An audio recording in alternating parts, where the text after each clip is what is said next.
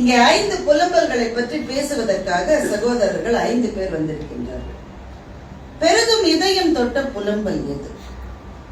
கோசலை சொற்கேட்ட பரதனின் புலம்பலே என்று துஷிகரன் அவர்கள் பேச வந்திருக்கின்றார். ஐயாவினுடைய பேசி இப்போதுதான் நான் கேட்கப்போ நீங்கள் நல்லா கைதட்டி ஆதரவு கொடுக்க வேண்டிய தசரதரை பிரிந்த ராமனின் புலம்பலே என்று பேச எங்கள் இந்திய மண்ணிலிருந்து சரவண செல்வன் அவர்கள் வந்திருக்கிறார். கம்பனுடைய பக்தர் அவர். எங்கெங்கே கம்பன் விழாக்கள் நடக்கிறதோ அங்கே எல்லாம் அவரை பார்க்க முடியும். ஒரு கடலை மிட்டாய் பொட்டலத்தோடு வருவார்.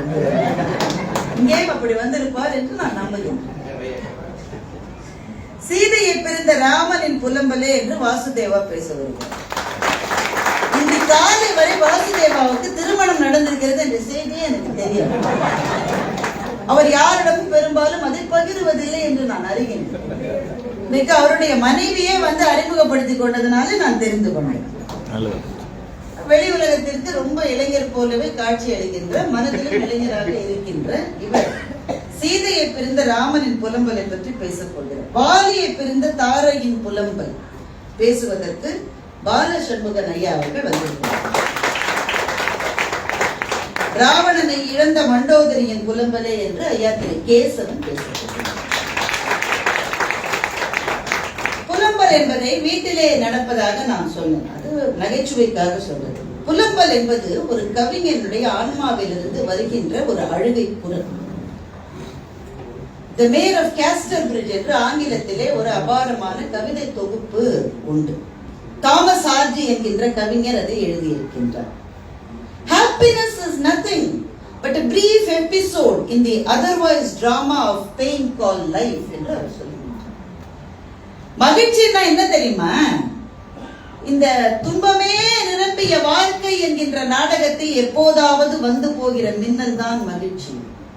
மின்னல் என்பது எப்போதோ வந்து போவது. மற்ற நேரத்தில் எல்லாம் நெஞ்சிலே இருப்பது நீங்காத நிராசைகள், கவலைகள், துயரங்கள், கண்ணீர் துளிகள் நிரம்பிய வாழ்க்கையில் மகிழ்ச்சி என்பது எப்போதோ வந்து போகிற மின்னல் என்று சொன்னால் தாமஸ் ஆர்ஜி. ஒரு கவிஞனுடைய மிகச்சிறந்த புலமை மிளிர்வது அந்த கவிஞனுடைய புலம்பல்களில் தான். எந்த உலக இலக்கியத்தில் நீங்கள் பார்த்தாலும் இதை நீங்கள் திரும்ப திரும்ப திரும்ப திரும்ப தரிசிக்க முடியும். கம்பனுடைய புலம்பல்களில் தான் அந்த கதாபாத்திரங்களினுடைய எண்ண உணர்வுகளை நம்மால் உணர முடிகின்றது. இந்த புலம்பல்களில் எது நம்முடைய நெஞ்சை மிக அதிகம் கவர்ந்தது என்பதை பேச 5 பேரும் வந்திருக்கின்றார்கள். இதில் நிறைவாக ஒருவேளை நீங்கள் அனுமதித்தால் எது உண்மையிலேயே நம்முடைய நெஞ்சை மிக பெரிதும் கவர்ந்தது என்ற ஒரு தீர்ப்பை சொல்லலாம். அல்லது தீர்ப்பை அடுத்த முறைக்கு தள்ளி வைத்துவிட்டு நாம் திரும்பவும் கிளம்பலாம். அது நீங்கள் எப்படி அதை வரவேற்கிறீர்கள் என்பதை பொறுத்தது. உங்களுடைய ஈழ மண் தமிழ்நாட்டுக்கு எவ்வளவோ கொடுத்திருக்கிறது. அதை காட்டிலும் தமிழுக்கு எவ்வளவோ கொடுத்திருக்கிறது. தமிழ் கவிதைகளினுடைய ஈரமும் வீரமும் இந்த மண்ணில் இருந்துதான் நாங்கள் தெரிந்து கொள்ளக்கூடிய படைப்புகளாக இந்த மண்ணிலிருந்து இந்த உலகத்திற்கு நீங்கள் அளித்திருக்கின்ற எங்கள் குருநாதர் கம்பபாரதி ஐயா அவர்கள் எங்களை போன்ற எத்தனையோ பேச்சாளர்களை ஆசீர்வதிக்கிறார். எங்களுடைய வாழ்க்கை எளிய வாழ்க்கை அல்ல, இது துயரங்கள் நிரம்பிய வாழ்க்கை. பட்டிமன்றங்களிலே சிரித்து பேசுகிறவர்கள் எல்லாம் எப்போதுமே சிரித்துக் கொண்டுதான் இருப்பார்கள் என்று எந்த உறுதியும் கிடையாது. எங்களுடைய நண்பர் சகோதரர் ராஜா அடிக்கடி சொல்லுவார், அவர் பல்லுல ஏதோ ஒரு சின்ன ஆபரேஷன் பண்ணிட்டு வெளியில வந்திருக்காரு. இப்படி குடிச்சுக்கிட்டே வந்திருக்காரு. ஐயா ஒரு படம் எடுத்துக்கலான்னு ஒரு அம்மா இப்படியா என்று கேட்டிருக்கிறார். இப்படித்தான் என்று படம் எடுத்துட்டு அந்த பொண்ணு சொல்ற, என்ன நீங்க மேடல் எப்பவும் சிரிக்கிறீங்க, இங்க சிரிக்கவே மாட்டேன். வாழ்க்கை என்பது அப்படித்தானே இருக்கிறது. அவரவர்களுடைய வலிகள் அவரவர்களுக்கு தானே தெரிந்திருக்கிறது. அந்த வலிகளை போக்குகின்ற அந்த மருந்தாக எது இருக்கும் என்றால் 2 தான் இருக்க முடியும். ஆத்மானுபாவம், அதை தருவது ஆன்மீகம். கவிதானுபாவம், அதை தருவது இலக்கியம். இந்த 2 தான் மனப்புண்களை மாற்றக்கூடிய மருந்தாக மானுடத்துக்கு வழங்கப்பட்டிருக்கிறது. கலை அனுபவம் என்பது மூன்றாவது. எல்லாருக்கும் வாய்க்கும் என்று சொல்ல முடியாது. இந்த மூன்று தான் மனப்புண்களை ஆற்றுவது. அப்போ கவிதை புலம்பலாய் இருந்தாலும் அந்த புலம்பல் கிடைக்கிற கவிதா அனுபவம் நம்முடைய உயிரை முளைத்தெழ வைக்கிறது. அதைத்தான் இந்த 5 பேரும் சொல்ல போகிறார்கள். இவ்வளவு நீண்ட உரைக்கு பிறகு இவர்களுடைய முகத்தை பார்த்தால் ஏதோ கவலையோடு இருப்பது போல் இருந்தது. புலம்பலை பற்றி பேசுவதற்கு புலம்பிக் கொண்டே பேச வேண்டும் என்பது இல்லை நண்பர்களே, மகிழ்ச்சியாகவும் பேச. முதலாக கோசலை சொற்கேட்ட பரதனின் புலம்பலே என்று பேச ருஷிகரன் அவர்களை அன்போடு அழைத்தார்.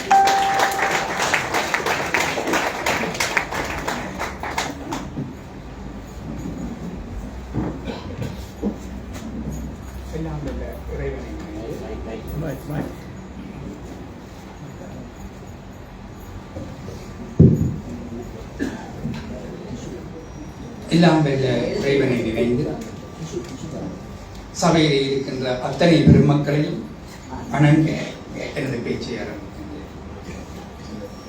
கோசலை சொற்கிட்ட பரதனின் புலம்பல். கதைப்போக்கு எல்லோருக்கும் தெரிந்திருக்கும். பரதன் கேகிய நாட்டிலே இருக்கின்றான். கோசல நாட்டிலே இருந்து ஓலை வருகின்றது, அழைப்பு வருகின்றது கோசல நாட்டுக்கு வேண்டும். மிகவும் ஆனந்தத்தின் மகிழ்ச்சியின் எல்லையில் இருந்தவன் பரதன்.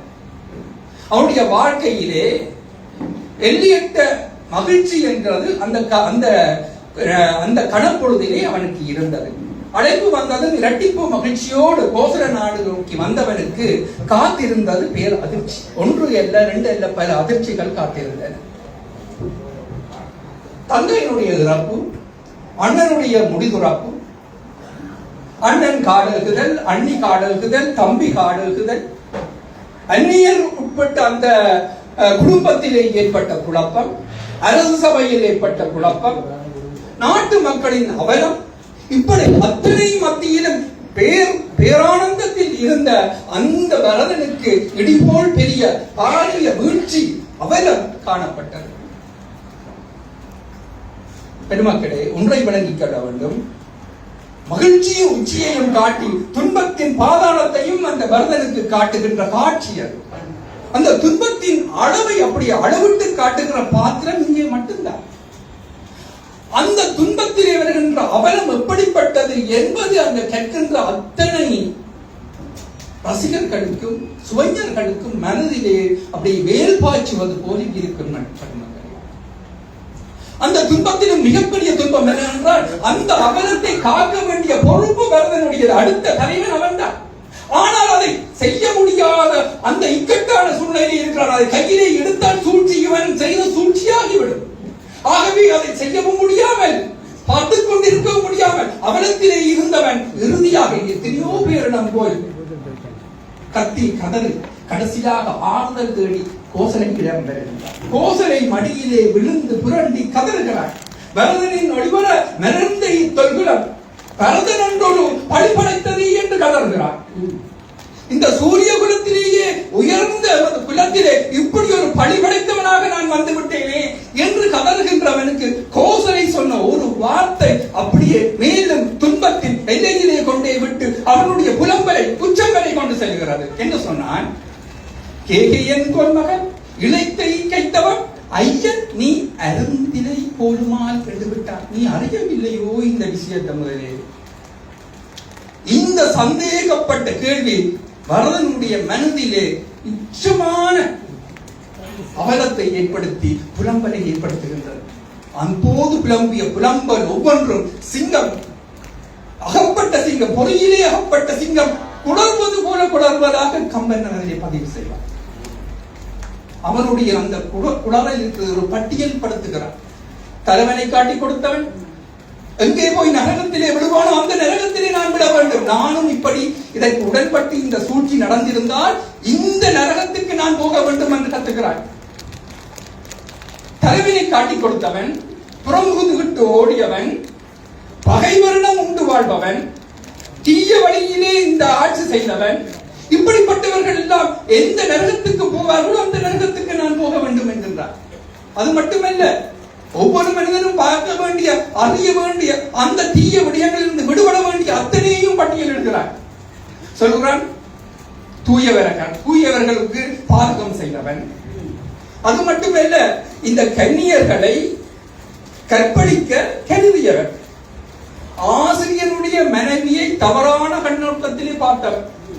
இப்படிப்பட்டவர்கள் இந்த நரகத்துக்கு போவார்களோ அந்த நரகத்துக்கு நான் போக வேண்டும் என்று சொல்கிறார். அது மட்டுமல்ல, பசித்திருக்க பால் கலந்து வியாபாரம் செய்தவன், தீய வழியிலே பொருளீட்டியவன், களவெடுத்தவன், இப்படியே பட்டியல் போட்டு கொண்டு போறான். பஞ்ச காலத்திலே உணவுகளை வீண்விரயம் செய்தவன், பிறர் வாயிலே நீர் வர காட்டி காட்டி சாப்பிட்டவன்,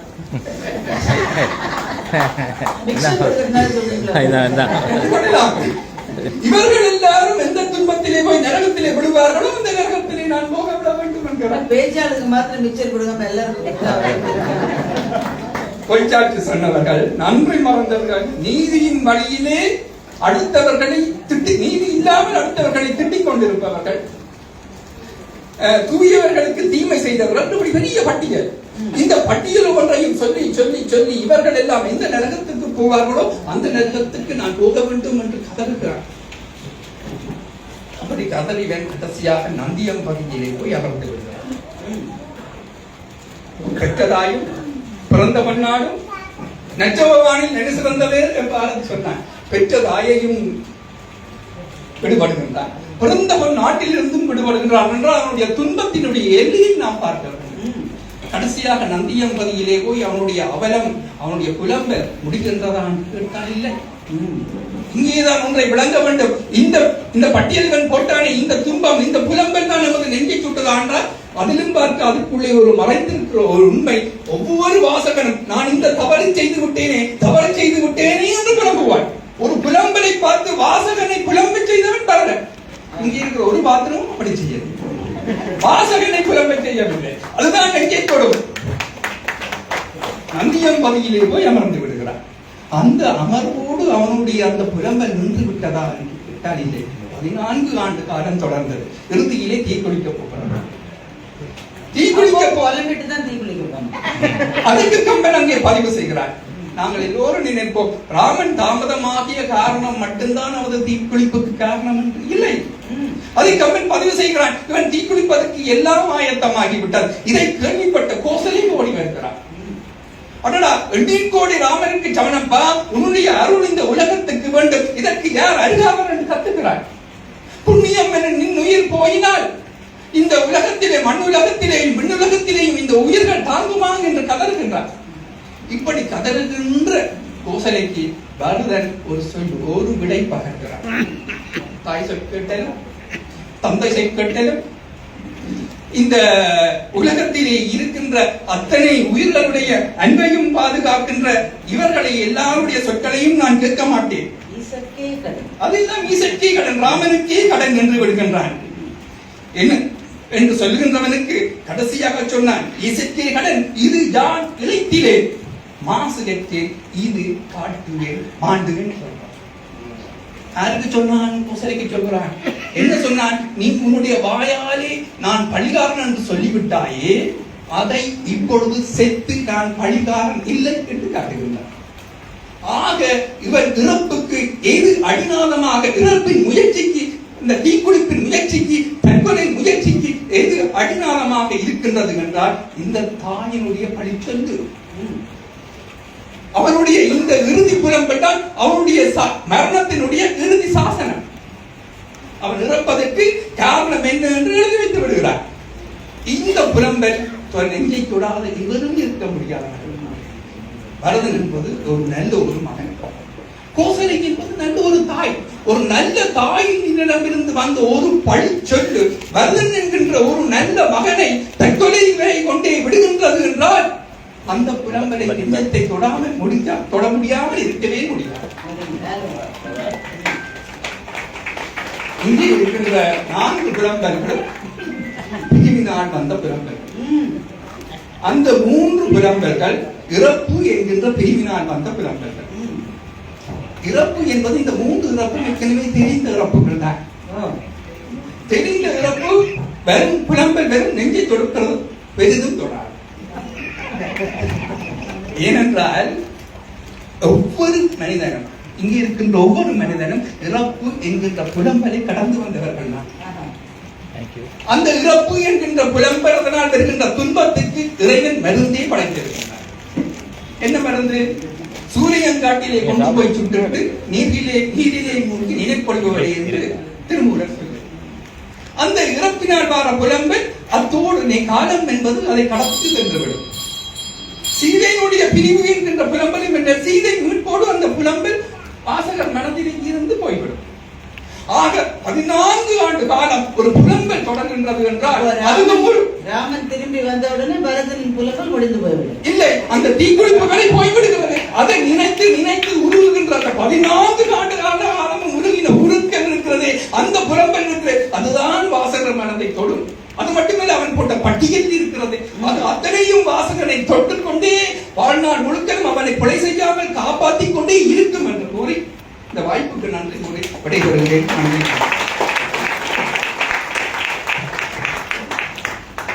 சகோதரர் துஷிகரன் ரொம்ப அருமையாக பேசியிருக்கிறார். நீங்கள் மிக்சர் சாப்பிட்டுக் கொண்டிருந்தாலும் பரவாயில்லை, அவருக்கு இன்னும் கூட நீங்கள் நன்றாக கைத்தட்ட. ஒரு கருத்தரங்கத்தில் காற்றோடு கத்தி வீசி இருக்கிறார். அவருக்கு முன்பு யாருமே பேசவில்லை, ஆனாலும் இந்த 4 பேரையும் சாடி இருக்கிறார். 3 பேர் புலம்புகிற புலம்பல் மரணத்துக்கான புலம்பல். மரணத்துக்கான புலம்பலில் என்ன புதுமை இருக்கிறது? எல்லா வாழ்விலும் நடப்பது தானே. புத்த பெருமானுடைய வாழ்க்கையில் அந்த கதையை சொல்லுகிறார்கள். என் மகன் இறந்து விட்டான் என்று ஒரு பெண் வந்து கேட்கிறாள். மரணம் நடக்காத வீட்டிலிருந்து நீ சாம்பலை வாங்கி கொண்டு வா என்று சொன்ன கதையை சொல்லுகிறார். கடுகை வாங்கி கொண்டு வா என்ற கதையை சொல்லுகிறார்கள். அப்ப இதுல என்ன, எல்லார் வீட்டிலும் நடந்தது தானே, இதுல என்ன புலம்பல் இருக்கிறது? ராமன் சீதையை விட்டு பிரிந்து புலம்பினான் என்றால் திரும்ப ஒன்று சேர்ந்து விட்டார்களே என்று இந்த 4 பேரையும் கடுமையாக எச்சரித்து விட்டு அமர்ந்திருக்கிறார் ரிஷிகரன். அவர் சொன்ன அந்த ஒரு வாசகத்தை நினைவிலே கொள்ள வேண்டும். 48 நரகங்களை பற்றி பரதன் சொல்லுகிறார். ஒண்ணு இல்லைங்க, நடந்தது எல்லாருக்கும் புரிஞ்சுதா? எதுக்காக இந்த இவ்வளவு புலம்புறது? என்ன நடந்து, எதுக்காக இவ்வளவு டென்ஷனா இருக்கு அப்படின்னு நானா இருந்தா அங்க கேட்டிருப்பேன். சொல்லி கேட்கல. ஏன் கேட்கலன்னா, கேட்கவே அவன் கேப் விடல. கோசலே வருத்தத்துல இருக்கா சார். பரதன் வந்த உடனே ஒரு கேள்வி கேட்கிற, உங்க அம்மா செஞ்சது உனக்கு தெரியாதாப்பான்னு கேட்கிற. இவ்வளவுதானே, இது ஒரு கேள்வி. இந்த கேள்வி அறிவினாவா அறியா வினாவா? ஐய வினாவா? வினாவில 6 இருக்குங்க. அறிவினா, அறியாவினா, ஐயவினா, கொடல் வினா, கொடை வினா, ஏவல் வினா, 6 வினா இருக்கு. இதனை கோசலை கேட்ட வினா என்ன வினா என்று நான் சொல்ல மாட்டேன், பின்னால் வருபவர்கள் சொல்லுவார்கள். இந்த ஒரு வினாவை கேட்டதற்கு இந்த 48 பேர் போன நரகத்துக்கு நான் போவேன். இதை பற்றி எனக்கு முன்பே தெரிந்திருந்தது என்பது உண்மையானால் 48 பேர் போற நரகத்துக்கு நான் போவேன் என்ற பட்டியலை பரதன் சொன்னதுதான் புலம்பல். சகோதரர் துஷிகரன் என்ன சொல்லுகிறார் என்றால், அந்த 48 பாவங்களில் என்னென்ன பாவத்தை நம்மில் யாரெல்லாம் செய்திருக்கிறோமோ, இதை படிக்கிற போதெல்லாம் நம்மளுடைய நெஞ்சத்துக்குள் அது ஊசி போல குத்துமே. அதுதான் இந்த புலம்பலினுடைய தனிச்சிறப்பு என்று சொல்லுவோம். அதான் அவருடைய பேச்சினுடைய ரொம்ப முக்கியமாக நீங்கள் கவனத்திலே வைத்துக் கொள்ள வேண்டிய ஒரு பகுதி. என்ன தவறை நாம் செய்திருந்தாலும் பரதனுடைய பட்டியலை பார்த்தால் நெஞ்சத்துக்குள் ஊசி போல அது குத்த வேண்டும். அதுதான் அந்த புலம்பலின் சிறப்பு என்று சொன்ன அவரை வாழ்த்துகின்றேன். பரதன் காப்பியம் முழுவதும் புலம்புவதற்காகவே கம்பனால் படைக்கப்பட்டது. அவன் மகிழ்ந்து குலுங்கி குலுங்கி சிரித்தான் என்று கம்பன் எங்கேயும் எழுதியதாக எனக்கு தெரியவில்லை. என் சிற்றறிவு கேட்டியவரை இல்லை. அதனால்தான் பெரியாழ்வார் பரதனை பற்றி பேசுகிற போது சொல்லுவார், முடியொன்றி மூவுலகங்களும் ஆண்டு உன் அடியேற்கும் அருள் என்று படியில் குணத்து பரத நம்பிக்கை அன்று அடிநிறை ஈந்தானை பாடிப்பற அயோத்தியர் கோமானை பாடிப்பற என்று பேசுவார். படியில் குணத்து பரதன். அது படியில் குணத்து பரதன். படி அப்படின்ற ஒப்பிடுகிற ஒரு கருவி.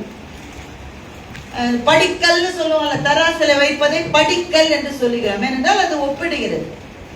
பரதன் ஒப்பிடத்திற்கே முடியாத படியில் குணத்து பரதனம் வக்கலையின் உடையானை மாசடைந்த மெய்யானை கற்கனிய கனிகின்ற சதுரானை என்று சொல்லுகிறார்.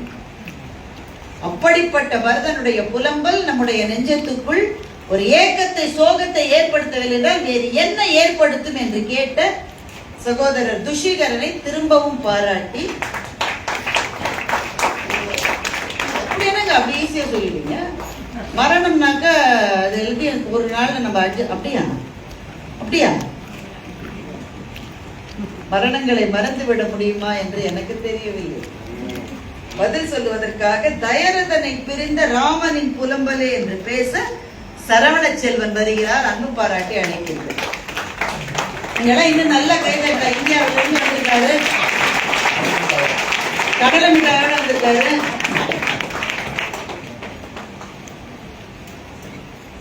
மரியாதைக்குரிய இந்த அரங்கத்தின் நடுவர் அவர்களே, கம்பபாரதி ஐயா அவர்களே, சுவாமிஜி அவர்களே, மட்டுமுள்ள பெரியோர்களே, கம்ப நண்பர்களே, தமிழ் நண்பர்களே, இவர்கள் அனைவருக்கும் என்னுடைய பணிவான வணக்கங்கள்.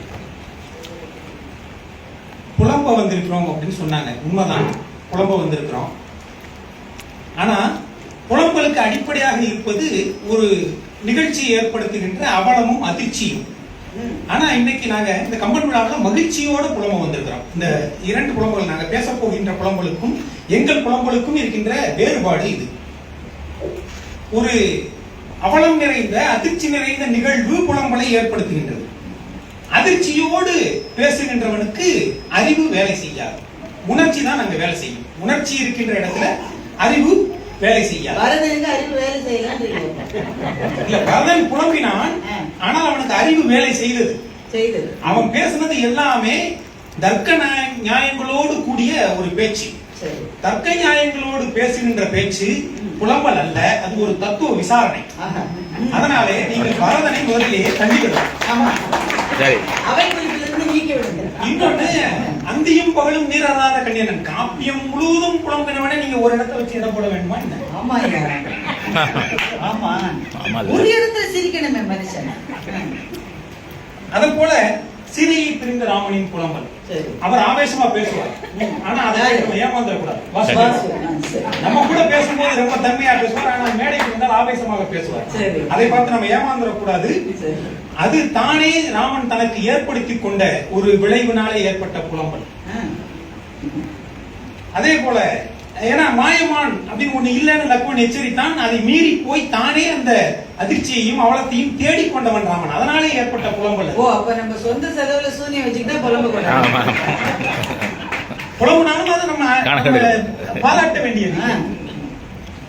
அதே போல வாலியை பிரிந்த தாரையின் புலம்பல், ராவணனை பிரிந்த மண்டோதரியின் புலம்பல், இரண்டுமே எதிர்பார்க்கப்பட்டது. அப்ப அது அவ்வளவு அதிர்ச்சியை ஏற்படுத்தாது. ஏன்னா தாரை வாலி போருக்கு போகும்போதே சொல்றா, ஆயவர்க்கு இன்னுயிர் நட்பு அமைந்து ராமன் என்பவன் உன் உயிர் கோடலுக்கு உடன் வந்தான் என்று பேசுகின்றான். அப்போ அவர் வாலியின் இறுதியை எதிர்நோக்கி இருக்கின்றார். வாலியின் இறுதி நேர்கின்றது, வந்து பேசுகின்றார். அவள் புலம்பும் போது கூட ஒரு விஷயத்தை சொல்றா, யான் இதுக்கான அஞ்சினேன்னு சொல்றா முதல்லயே.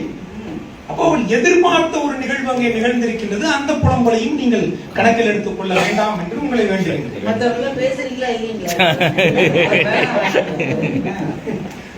60,000 ஆண்டு வாழ்ந்த தயரதனுடைய மரணத்தை ராமன் எதிர்பார்க்கவே இல்லை என்று சரவணகுமார் பேசுகிறார்.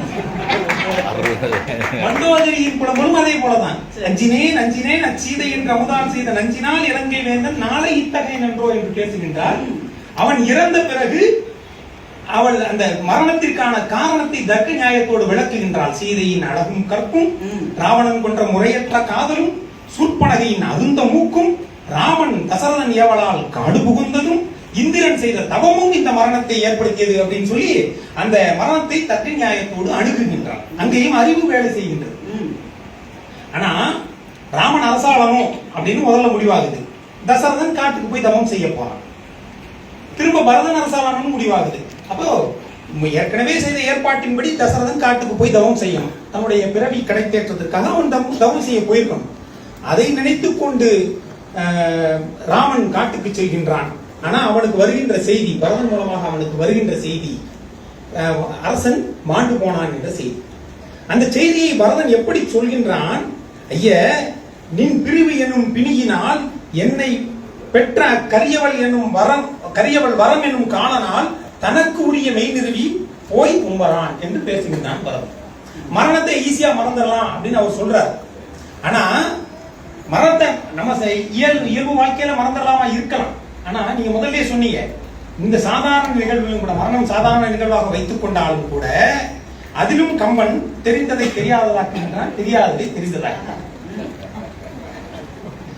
இப்போ இந்த பிரிவு என்னும் பிணியினால் மாண்டு போனான், மெய் நிறுவி மாண்டு போனான் என்று பரதன் பேசுகின்றான்.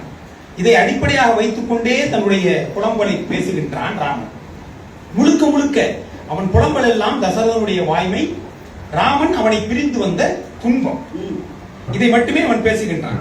தேன் சொரியும் சோலைகள் நிறைந்த அயோத்தி திருநாட்டை விட்டு நான் காட்டுக்கு வந்தேன் என்பதை பொறுக்காமல், நான் பிரிந்து வந்தேன், என்னுடைய பிரிவை பொறுக்காமல் உயிரை விட்டாயே தந்தையே, நான் இன்னும் இருக்கின்றேனே. நான் தானே பிரிந்து வந்தேன், எனக்கும் பிரிவு துன்பம் இருக்கின்றதே, என் பிரிவை தாங்க மாட்டாமல் உயிரை விட்டாயே, நான் இன்னும் இருக்கின்றேனே. நான் மாண்டு போகாமல் அரசாட்சி செய்து வாழ்ந்து வருவது இன்னும் யார் முகத்தை பார்ப்பதற்காக, இன்னும் யார் முகத்தை பார்ப்பதற்காக நான் ஆட்சி செய்ய போகின்றேன்? புகழ்பெற்ற தவமுடைய கலைக்கோட்டு முனிவனை அழைத்து வந்து மாபெரும் யாகம் செய்து என்னை பெற்று அதன் வழியாக நீ என்ன பெற்றாய்? என்னாலே என் பொருட்டு உயிரை விட்டாய், அந்த உயிரை விட்டதுதான் நீ பெற்றது அப்படின்னு புலம்புறான். இப்போ தன்னால்தான் தசரதன் இறந்தான் அப்படின்னு புலம்புறது ஐயா ருஷிகரன் சொன்ன மாதிரி உலகியல் புலம்பல் அல்ல, வெறும் உலகியல் புலம்பல் அல்ல. நீரினில் மூழ்கி நிலை பொழிந்தார்கள் மறுநாள் மறந்து போய் விடக்கூடிய புலம்பல் அல்ல. அவனுடைய உள்ளத்தின் அடி ஆழம் வரை உணர்ந்து வருந்தி சொன்ன சொற்கள் அவை. அவன் தந்தைக்கு ஈமக்கடன் செய்துவிட்டு சீதையிடம் செய்தி சொல்ல போகின்றான் ராமன். போய் அவன் சொல்கின்ற முதல் வார்த்தையே நாயகன் என் நெடும் பிரிவினால் துஞ்சினான் என்றுதான் சொல்கின்றான். தன்னுடைய பிரிவினாலே இறந்து போனான், நான் தான் அதற்கு காரணம் என்று பேசுகின்றான். பின்னால அகத்திய படலத்துல தண்டகவன முனிவர்களை சந்திக்கின்றான். அரக்கர்களால் எங்களுக்கு துன்பம் நேருகின்றது, நீதான் எங்களை காப்பாற்ற வேண்டும் என்று அவர்கள் அடைக்கலம் கோருகின்றார்கள். அவர்களுக்கு அடைக்கலம் கொடுக்கும் போது சொல்கின்றான், முனிவர்களை காப்பாற்றுவது புண்ணிய செயல், இந்த புண்ணிய செயலை செய்வதற்கு நான் காண் புகுந்ததுதான் காரணமாக இருக்கிறது, காட்டுக்கு வந்ததுதான் காரணமாக இருக்குது, அதனாலே நான் காட்டுக்கு வந்ததும் புண்ணிய செயல் தான் சொல்றான். ஆனா இந்த புண்ணிய செயல் நிகழ்வதற்கான காரணங்களாக அவன் பட்டியலிடுவது என்னுடைய தந்தை இறந்து போகவும், என்னுடைய தாய் துயர்படவும், என்னுடைய தம்பி பரதன் வருந்தவும், என் நகர் மாந்தர் எல்லாம் துயரில் மூழ்கவும் நான் இங்கே வந்தேன் என்றுதான் அவன் பேசினான். காட்டுக்கு வந்தேன் என்றுதான் பேசினான். அங்கேயும் என்னுடைய பிரிவினால், நான் காட்டுக்கு வந்தனால் என்னுடைய தந்தை இறந்து பட்டான் என்பதைத்தான் அவன் முதலில் பேசுகின்றான். சீதையை கடத்திட்டு போறான் ராவணன். ஜடாயு சண்டை போட்டு உயிர் நீத்து விடுகின்றார். ஜடாயுவை தன் தந்தையாக ஏற்றுக்கொண்டவன் ராமன். ஜடாயு இறந்து கிடப்பதை பார்த்து ராமன் பேசுகின்றான், தம் தாதையரை தனையர் கொலை நேர்ந்தார் முந்து ஆரே உள்ளார் முடிந்தான் முனை ஒருவன் எந்தாயே எற்காக நீயும் இறந்தனையா அந்தோ வினையேன் அருங்கூற்றம் ஆனேனே என்று பேசுகின்றான். நாட்டில் இருக்கும்போது ஒரு தந்தையை நான் கொன்றேனே, இங்கே காட்டுக்கு வந்து ஒரு தந்தையை நான் கொன்றேனே, இப்படிப்பட்ட ஒரு யமனாக ஒரு புதல்வன் பிறக்க முடியுமா என்று இரண்டு தந்தைகளுக்காகவும் அழுது புலம்புகின்றான் ராமன். அரசாட்சி என்னிடம் கொடுத்து விட்டு இந்திரியங்களை அடக்கி பிறவியை போக்க தவம் செய்ய போகின்றேன் என்றுதானே சொன்னாய் மன்னா தசரதா என்னுடைய தந்தையே, ஆனால் என்னுடைய பிரிவை தாங்காமல் உயிரை விட்டு விட்டாயே, இதுதான் நீ செய்கின்ற தவமா என்று புலம்புகின்றான். அப்போ என்னிடம் ஒன்றை சொல்லிவிட்டு நீ ஒன்றை செய்து விட்டாயே, வார்த்தை தவறிவிட்டாயே என்று பேசுகின்ற ராமன் அவனுடைய அறிவு வேலை செய்யாத இடம். அடுத்து என்ன சொல்கின்றான், இந்த கொடைத்தன்மை, தாளாத கொடை, மானம், யாராலும் வெல்ல முடியாத வீரம், செங்கோல் நெறி, இதையெல்லாம் விட கிளம்பாத உண்மை, எல்லாவற்றையும் ஏற்றுக்கொண்டு போய்விட்டாயே என்று பேசுகின்றான். அப்போ வாய்மைக்காக உயிரை விட்டதை அடுத்த பாடலில் பேசுகின்றான். முதலில் பொய் சொல்லி போய்விட்டானே என்றும் பேசுகின்றான். வாய்மைக்காக அவன் உயிரை விட்டதை இன்றளவும் நாம் பேசிக் கொண்டிருக்கின்றோம். நீங்கள் ஏற்கனவே சொன்ன மாதிரி டிகேசி கம்பனுக்காக, கம்பனே எல்லாம் என்று வாழ்ந்தவர், காந்தி இறந்த பொழுது அவர் ராமனுடைய பாடலாகிய அந்த நந்தா விளக்கைய நாயகனை என்பதைத்தான் அவர் மேற்கோள் காட்டினார். ஆகவே இன்று வரை வாய்மைக்காக உயிர் விடுகின்ற யாவருக்குமாய் ராமன் தசரதனுக்காக புலம்பினான். ஆகவே தான் அனாதையானதற்காக கூட வருந்தாமல் வாய்மை அனாதையானதற்காக வருந்தினானே ராமன். அந்த புலம்பல் தான் எல்லோர் நெஞ்சையும் கொடுகின்றது என்ற தீர்ப்பை தாங்கள் மறந்துமாறு கேட்டு இந்த நல்ல வாய்ப்பிற்கு அகிலக்கிழமை கம்பன் கழகத்திற்கு நன்றி சொல்லி என் உரையை நிறைவு செய்கின்றேன். வாழிய சிந்தனை வாழ்க நற்றமிழர் பாடியவாக வகித்திருந்தார். சகோதரர் சரவண செல்வன் அவர்கள் நான் நினைத்து பார்த்திராத ஒரு பரிமாணத்தை இந்த அவருடைய கட்சிக்காக வலு சேர்த்திருக்கிறார். அவருக்கு என்னுடைய வாழ்த்துக்கள். மரணத்துக்காக அழுவது என்பது எல்லார் மனத்தையும் கலங்க வைக்கும். ஆனால் ராமன் தயரதனை பிரிந்து அழுதது தன்னுடைய தந்தையின் மரணத்திற்காக மாத்திரமல்ல, இனிமேல் வாய்மைக்கு யார் இருக்கிறார்கள் என்று அழுதான் என்ற ஒரு புது கோணத்தை மிக மிக சரியாக அவர் மேற்கொண்ட அந்த உதாரணம் மகாத்மா காந்தி இறந்த போது டிகேசி மேற்கோள் காட்டிய அந்த பாடலே ராவணன் புலம்புகின்ற நந்தா விளக்கனைய நாயகனே என்கின்றார். அந்த புலம்பல் எத்தனை வலு உடைத்தது என்று தயரதன் சொல்லுவான். கெட்ட செய்தி மிக மிக நெருங்கியவர்களினுடைய மரணம் என்கின்ற ஒரு துர்ச்செய்தி வரும் என்பதை எப்படியோ முன்னாலேயே அது உணர்த்திவிடும். உங்களுக்கு சில பேருக்கு அந்த அனுபவம் இருக்கலாம் என்று நான் நினைக்கிறேன். எழுத்தாளர் சூடாமணி ஒரு கதையை எழுதுகிறார். அண்ணன் தங்கை ரொம்ப பாசமா இருக்காங்க. ஆனால் அவர்கள் வாழ்க்கை பிரிந்து போய்விடார்கள். வேறு வேறு நகரங்களிலே வசிக்கிறார்கள். பல ஆண்டுகள் சந்திக்கவே முடியவில்லை. அவங்கவுங்க குழந்தை குடும்பம்னு போயிருச்சு. ஏதாவது விழாக்கள் வர்ற போது இவங்களுக்கு மாமியார் கீழே விழுந்துறாங்க, இவங்க வர முடியல, அவருக்கு உடம்பு சரியில்லை, வர முடியல. பல ஆண்டுகள் சந்திக்காத சகோதரன் ஒரு நாள் காலை இந்த தங்கை எழுந்ததிலிருந்தே சொல்றா, என்னவோ மாதிரி இருக்கு, என்னவோ மாதிரி இருக்குன்னு சொல்ற. அவங்க வீட்டுக்காரெல்லாம் கேட்கிற, என்ன மாதிரி இருக்கு? இல்ல என்ன சொல்ல தெரியல, உடம்பு சரியில்லை, டாக்டர்கிட்ட போலமா. என்னவோ மாதிரி இருக்கு. அப்படியே உட்கார்ந்துருக்கா, ஒரு வேலை செய்யல. அன்றைக்கு மதியம் அப்போது தந்தி வருகிறது. சகோதரர் இருந்து விட்டார். அவருக்கு உடம்பு சரியில்லைன்னு இவங்களுக்கு தெரியவே தெரியாது. ஆனா எப்படி அது உணர்த்துகிறது? நெஞ்சுக்கு மிக மிக அருகாமையிலே இருப்பவர்கள் தூரத்தினால் தள்ளி இருந்தாலும் நெஞ்சத்தினால் நெருங்கித்தான் இருப்பார்கள். தயரதன் இறந்த செய்தி ராமனுக்கு எப்படி இருந்ததுன்னா, பரதன் தான் சொல்றாங்க. ராமனுக்கு எல்லாரும் எப்படி தெரியும்? பரதன் அந்த செய்தியை சொல்லுகிறான். இந்த செய்தி எப்படி இருந்ததுன்னா, புன்னிடை அயில் இட்டது போல செவி புகாமுன் என்று கம்பன் எழுதுகின்றான். செவி முன்னு போகல. நீ செவியில உள்ள போன பிறந்தானே நீ அழணும், நீ புலம்பணும், நீ துடிக்கணும். ஆனா ஒரு புண்ணு இருக்கு, இன்னும் ஆறவில்லை. அந்த புண்ணு வலித்து கொண்டுதான் இருக்கிறது. ஆனால் லேசாக அந்த வலியிலிருந்து மீண்டு விட்டோமோ என்று நினைக்கிற போது ஒரு அம்பை எடுத்து அந்த புண்ணுல குத்துறான். எப்படி துடிக்கும் அது! ராமனுக்கு எது புண் என்றால், பரதனை பார்த்து பரதனுடைய வடிவம் இப்படி இருக்கிறது என்பதுதான் ராமனின் நெஞ்சத்தில் ஏற்பட்ட புண். இப்படி ஆயிட்டானே தம்பி, அவன் இங்க அரசனா இருப்பான்னு ராமன் நினைச்சிட்டு இருக்கான். இப்படி நிக்கிறியேடா என்று நெஞ்சம் புண்ணாகிறது. அந்த புண்ணின் மீது கோல இட்டது போல பரதன் சொன்னான், தகப்பன் இருந்து விட்டான் என்று. அப்ப புன்னிடை இட்ட அயில் போல செவி புகாமுன், கண்ணிடை மனம் சுடல் கரங்கு போலாகி மண்ணிடை வீழ்ந்தான் வானின் உம்பரன் என்று கப்பல் எழுதி. யார் கீழே விழுந்தது? வானின் உம்பரன்.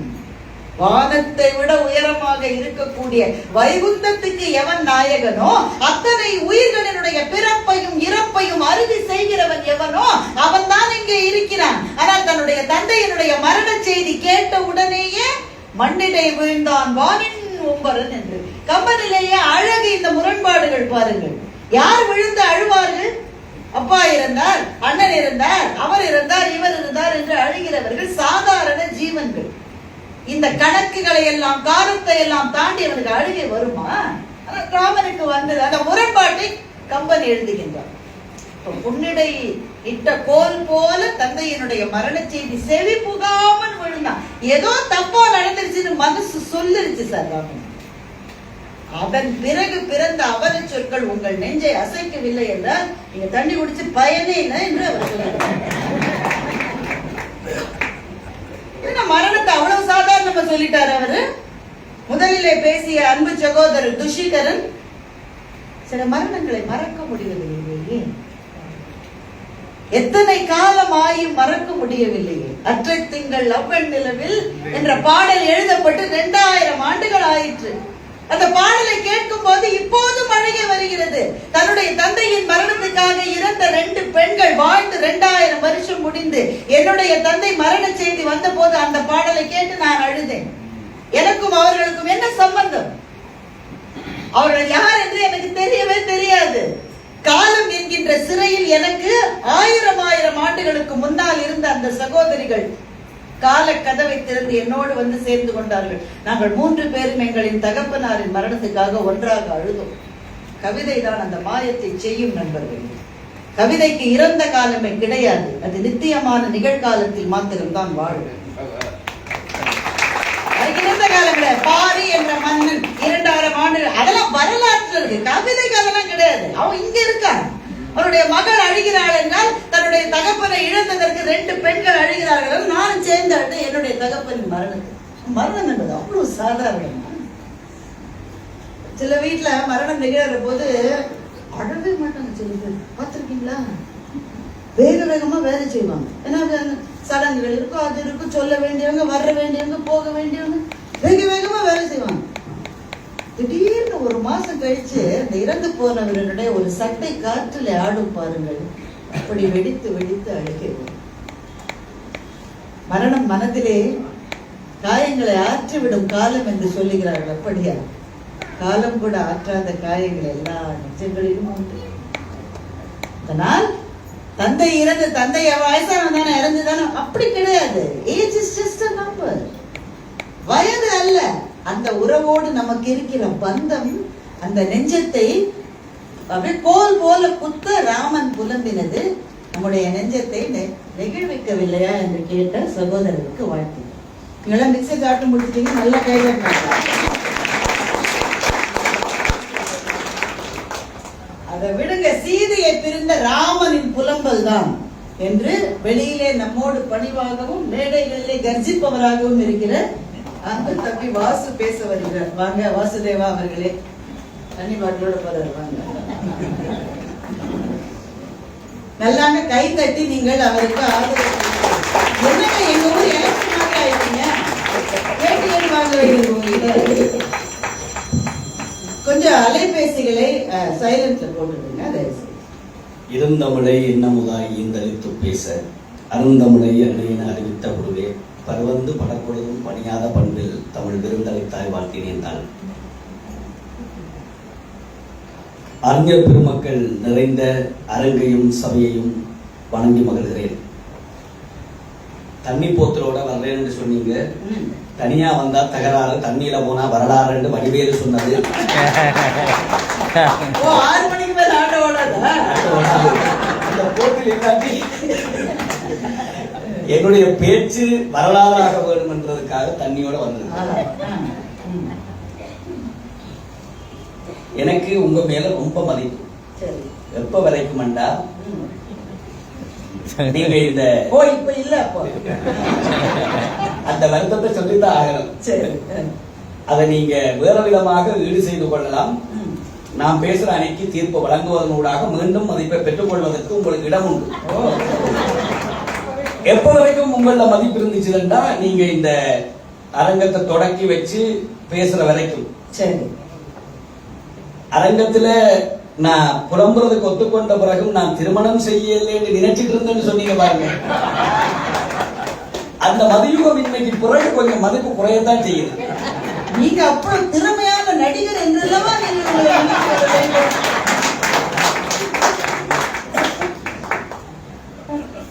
இதயம் தொடுகின்ற புலம்பல் எது? இன்றைய விவாதத்தினுடைய பொருள் இதுதான். சரி, சகோதரர் துஷிகரன் வந்து 48 விதமான நரகத்துக்கு போவேன் என்று ஒரு பட்டியல் போட்டு காட்டி காட்டி மிக்சர் சாப்பிடுறவன் எல்லாம் நரகத்துக்கு போவான்னு சொல்லி அந்த பரதன் போட்ட லிஸ்டில புதுசா ஆக்ட் பண்ணி இதயத்தை தொடுறதுக்கு எந்த இடமும் இல்லை, இதயத்துக்கு சுடுறதுக்கு தான் இடம் இருக்கு. இதயத்தை சுடும் புலம்பல். ஆகவே அது இதயத்தை தொடும் புலம்பலாக இருக்க முடியாது. மிச்சம் தின்றவங்களுக்கு உண்டா நரகம்? அவர் சொல்லிட்டாரு. ஆக்ட் பண்ணிருக்கு புதுசா. அடுத்து மரணம் என்றைக்கோ எதிர்பார்க்கப்பட்ட ஒன்றுதான். ஆகவே தசரதனுடைய பிரிவை இழந்து ராமன் தவித்த தவிப்பு இருக்கிறதே, அது ரொம்ப வேதனைக்குரியது இல்லை என்று சொல்லவில்லை, ஆனால் இயற்கையானது. என்றைக்கும் எங்கேயும் நடக்கக்கூடிய ஒன்றுதான். பிள்ளைகள் தாய் தந்தையர்களுடைய மரணத்தை சந்திக்க வேண்டியது என்பது உலக நியதி. ஆகவே இது இந்த ஒரே ஒரு புலம்பல் தான் இதயத்தை தொடுகிறது என்று சொல்ல முடியாது. வாலியனுடைய இழப்பை ஏற்ற தாரைக்கும் அதுதான் பதில், ராவணனை இழந்து தவிச்ச மண்டோதரிக்கும் அதுதான் பதில். சரிதானே? தீர்ப்பை கொடுத்தாச்சு உங்களுக்கு ஏற்கனவே. இப்பொழுது நான் சொல்ல போகின்ற இதயம் தொடும் புலம்பல் என்று பார்த்தால் நான் கேட்கிறேன், அருமையா காதலிச்சு அற்புதமாக எல்லோர் வாழ்த்தோடும் மிகச் சிறப்பாக திருமணம் செய்து நல்ல இல்லறம், ஒப்பாரும் மிக்காரும் இல்லாத சோடி, நல்லபடியாக அயோத்தியிலே வாழத் தொடங்குகிற நேரம் குழப்பம் வருகிறது. காடு போய்விட்டார்கள். கட்டுக்களவும் கவலை கொள்ளவில்லை ராமன்.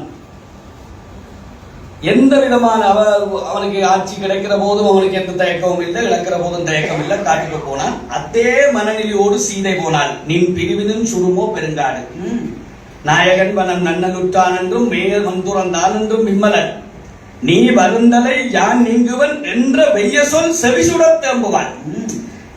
நீ இரு என்று சொன்ன ஒரு வார்த்தை அவனுக்கு பிடிக்கல. ஆகவே அவள் ராமனோடு கூட போகிறாள். ஒரு விதமான துன்பத்தையும் அவன் காணவில்லை. மிக உன்னதமான அந்த குடும்பத்துக்குள்ளே சற்று எதிர்பாராத பிரிவு வருகிறது. நான் கேட்கிறேன், யாரு துஷிகரன்? இது யாரு? எதிர்பார்த்த சொந்த காசுல சூனியம் வச்சவன் அவன் தானா தனக்கு தேடிக்கொண்டு. கேட்கிறேன், கணவனை பிரிந்து ஒரு நொடியும் இருக்க மாட்டேன் என்று கூட வந்த பெண் ஆசைப்பட்டு கேட்டு ஒரு மான பிடிச்சு கொடுக்க முயன்றதுல என்னையா இருக்கு உங்களுக்கு? உங்களுக்கு என்ன வந்தா? பாடம் கத்துக்கணும் ஐயா.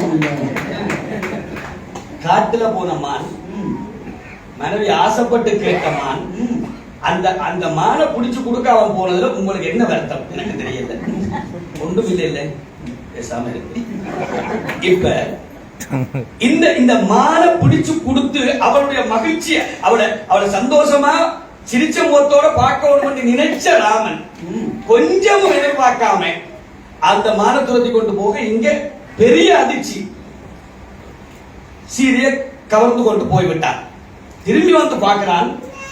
காத்து நிற்க சொல்லி சொன்ன இலக்குவன் சீதையினுடைய நிர்பந்தத்துக்கு இணங்க விலகி போக வேண்டியதாயிட்டு அவன் வயது நொந்து பயனில்லை. ஒரு விஷயம் சொல்றேன் பாருங்க அம்மா, இந்த உலகத்திலேயே எந்த ஒரு பொருளாக இருந்தாலும் ரெண்டே தடவை தான் அழகா உயர்வா சிறப்பா தெரியும். ஒன்று கிடைக்கிறதுக்கு முன்னாடி, அடுத்தது இழக்கிறதுக்கு பின்னாடி. எந்த ஒன்றாக இருந்தாலும் அது காதலா செல்வமா எதுவானாலும் கிடைக்கிறதுக்கு முன்னாடி எங்களுக்கு பெருசா தெரியும், அடுத்து இழந்ததுக்கு பின்னாடி பெருசா தெரியும். சாதாரண மனிதர்களுடைய நிலை இது. ஆனால் ஒவ்வொரு அணுவையும் திட்டிக்க வாழ்ந்த சீதையிலே அப்படி ஒரு திருப்தியை ராமன் கண்டால், ராமனிலே அப்படி ஒரு திருப்தியை சீதை கண்டால். அப்படி உணர்வொன்றி வாழ்ந்த அந்த குடும்பத்துக்குள்ளே ஏற்பட்டிருக்கிற பிரிவு இதயத்தை தொடையிலையா இருந்தா, அப்படி ஒருவன் படிப்பானா இருந்தா அவன் நரகத்துக்கு போவான். 49வது நரகத்துக்கு போகணும். இந்த பகுதியை படிச்சுட்டு ஒருத்தனுக்கு இதயம் தொடையிலையா இருந்தா மன்னிக்கணும், அவனுக்கு இதயம் கிடையாது. அவனுக்கு இருக்க தொண்டு. சரி, இப்ப எதுக்கு அவருக்கு சாப்பாடு? அவர்தான் அந்த 49வது நான் கூசாம சொன்னானே. மிகப்பெரிய வேதனை பாருங்க. இந்த பாருங்க, அடுத்து சொல்றேன். இந்த ரெண்டு விடயமும் போதும். இந்த பிரிவுதான் இதயம் தொடுகிற பிரிவு என்பதற்கு ராமன் யாரு? காத்தல் கடவுள். ஒப்புக்கொள்றீங்க தானே? காத்தல் கடவுள் திருமாலுடைய அம்சம். காத்தல் கடவுள் அழித்தல் கடவுளாக அவதாரம் எடுத்த ஒரே சந்தர்ப்பம் இந்த சந்தர்ப்பம் தான். நினைச்சு பாருங்க, இந்த உலகத்தையே அழிக்கிறேன் என்று பிரம்மாஸ்திரத்தை எடுத்தான் பாருங்க. ஏன்? சீதையினுடைய பிரிவு அவனை அவ்வளவு தூரம் நிலைகுலைய செய்தது என்றால், அதற்கு முன்னர் தசரதனுடைய மரணத்தை சந்தித்திருக்கிறான். நீங்க சொன்ன என்ன பிரிஞ்சு நீ உயிர் விட்டுட்டியப்பா, ஆனா நான் உயிர் வாழ்ந்து கொண்டிருக்கிறேனே என்று துடிச்சான். அந்த சந்தர்ப்பத்தில் கூட அவன் அழுதான், புலம்பினான், தொழுதான். ஆனால் உலகத்தை அழிக்க வலிக்கிடவில்லை. அப்பா நீ போயிட்டியே, இந்த உலகத்தை அழிக்கிறேன் என்று வலிக்கிடவில்லை. ஆனால் சீதையை பிரிந்து ஆட்சியை இழந்த போது இலக்குவனுக்கு நிதானப்படுத்தி விதியினுடைய வலியலா என்று ஆறுதல் சொன்ன அந்த ராமனாலே விதிதான் என்று ஏற்றுக்கொள்ள முடியவில்லை. உலகத்தை அழித்து விடுகிறேன் என்று காத்தல் கடவுள் அழித்தல் கடவுளாக மாறினான் என்றால் அந்த பிரிவு எந்த பெரிய பிரிவு, அது எப்படி தொடாமல் இருக்கும் சுடாமல் இருக்கும் நினைத்து பாருங்க. இன்னும் சொல்லுகிறேன், வாதி சொல்றான், வாதிக்கு மேல அம்பு போட்டுட்டான், தீராத வசை. அவன் சொல்றான், இந்த வசையெல்லாம் உனக்கு வராதுலாமா. எப்படி வரும் தெரியுமா? எப்படி வந்தது தெரியுமா? உன்னில படை இல்லை, தேவியை பிரிந்ததாலே திகைத்தனை போலும் ஐயா. நான் சொல்ல வேண்டாம், சீதையை பிரிந்து ராமன் பெற்ற அந்த திகைப்பு தான் ஒருவனை மறைஞ்சு நின்று அம்பையிடக் கூடாது, என்னுடைய வீரத்துக்கு இது இழுக்கா போயிடும், கேள்விக்கிடமா போயிடும் என்ற சிந்தனையை நிதானத்தை அவனுக்கு கொடுக்கவில்லை என்றால் அவ்வளவு தூரம் ராமனை மிகப்பெரிய அளவிலே பாதிக்க செய்தது. அந்த பாதிப்பான அந்த சூழ்நிலை, அந்த பிரிவு வாசகனை தொடும், பறிக்கிறவனை சுடும். நன்றி, வணக்கம்.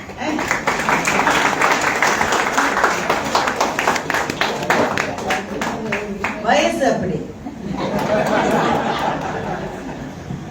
காதலை பற்றி இந்த வயசில் இவ்வளவு உணர்வு பூர்வமாக பேசவில்லை என்றால் அப்போது வேற எந்த வயதில் பேசுவோம்? காலம் கடந்து விடும். எதிரிலே துறவிகள் இருப்பது கூட பொருட்படுத்தாமல் எவ்வளவு ஆவேசமாக